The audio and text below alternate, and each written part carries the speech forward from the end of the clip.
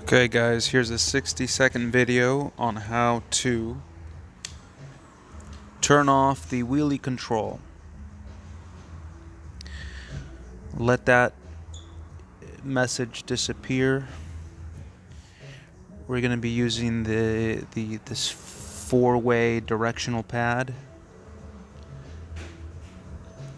Go down to menu, press that little directional pad in to select it.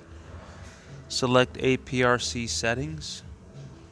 Go down to AWC, press that in to select it, and then use the minus button. Hold that minus button in to turn it off. You'll see that dash. Then press that four-way directional button in again to set it, and you're all done. Then we'll exit the menu screen and you'll see that wheelie control is off. That's it. Simple.